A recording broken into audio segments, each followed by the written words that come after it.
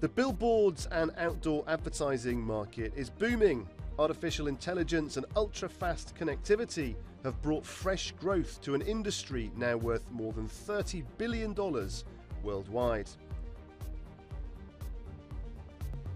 Welcome to The Exchange from our studio here in Doha. Coming up on this episode, we speak to JCDecaux, one of the biggest billboard businesses on the planet. The company's chief data officer, Sylvain Leborn, explains how big screens are changing the way brands and citizens connect with each other. Plus, we talk to Niccolo De Masi, chairman of Futurum Research, about the technology revolutionizing outdoor advertising. Well, the Sphere opened in Las Vegas last year with a massive 16K wraparound screen. It's estimated to have cost a staggering $2.3 billion, making it the most expensive installation of its kind ever built in the city. Launched in 2021 in the Shinjuku area of Tokyo, one of the largest video screens in Japan has been entertaining pedestrians with its popular 3D cat. At over 8 meters tall and almost 19 meters wide, the friendly feline pops up to greet people walking below 7 times every hour from 7 a.m. to 6 p.m. And back in the US, Detroit Metropolitan Airport launched a high-tech screen in 2022 that provides personalized information to 100 Delta passengers on a single screen at the same time. Each passenger is offered completely different information customized to their journey. The screen greets each traveler by name and shows them a range of information from their departure time to which direction they should walk next. Competing with brands like Clear Channel Outdoor and Lamar Advertising, French family-owned company JCDecaux operates one of the world's largest networks of outdoor advertising displays, reaching an audience of 850 million people. I asked Chief Data Officer Sylvain Leborn how technology and data is transforming the business of advertising in public spaces. So technology is bringing different opportunities to outdoor advertising. On one end, you can see in the execution of the advertising in the public space, you can have much more interactivity, much more brilliant execution of the creative power of the brands we are working with. It has become a really, really engaging, interactive media that is also very, very experiential, because by being in a public space, you can really connect directly with the consumer. The digitization of our media is accelerating, and we are seeing a fantastic growth. We are also making a lot of efforts around data to make sure that we provide the best solution for brands to target, to understand the consumer and their behavior on the public space, and to be able to execute really dynamic campaign, making sure that we take into account the context. But also, the last important stretch we are looking into is how we can provide more services to everyone based on data, making sure that we improve the day-to-day life of as many people as we can. From France to Qatar, earlier this year, the organisers of Doha's spectacular Expo 2023 event invited me along to test how the latest AI-powered touchscreens are helping visitors to customise their experience.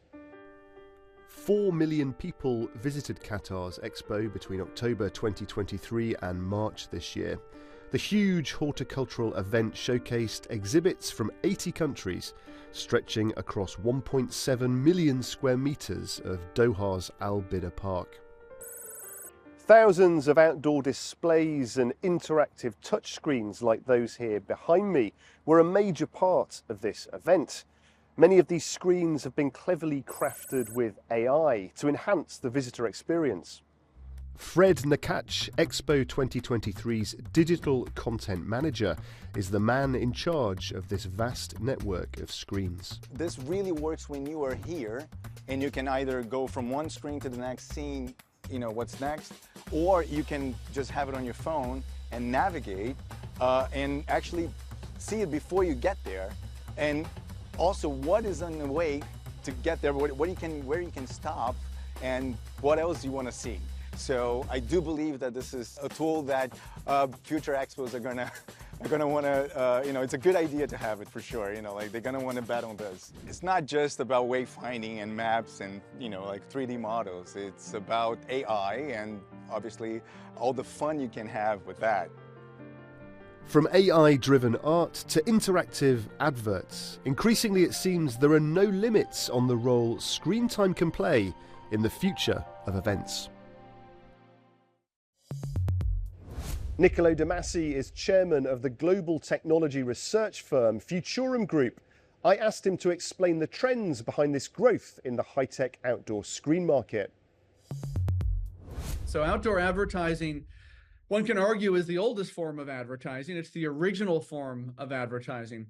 And what's fascinating in today's world is that it's being amplified. You know, Instagrammers want pictures with great outdoor advertising in great places that denotes and connotes they were there and what they were doing. And you're seeing that ultimately we're really just scratching the surface as we start to digitize these outdoor billboards with where we can drive gamification, connectivity with your cell phone, connectivity someday even with maybe your Apple Vision, AR, VR, mixed reality headset.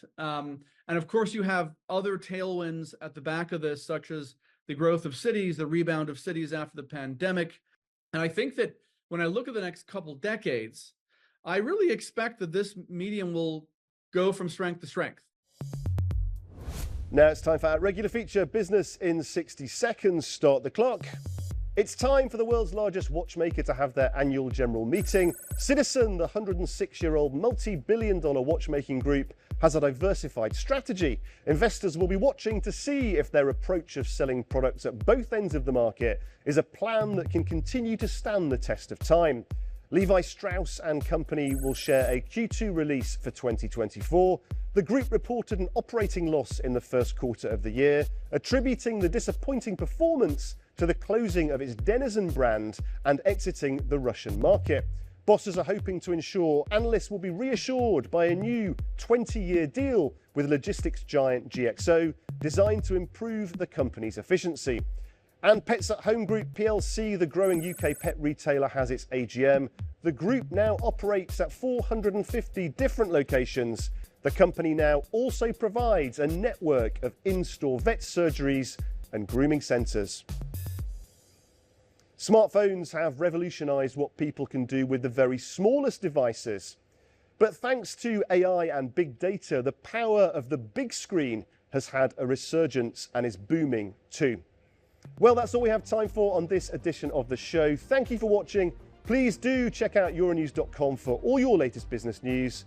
And join us again next time on The Exchange.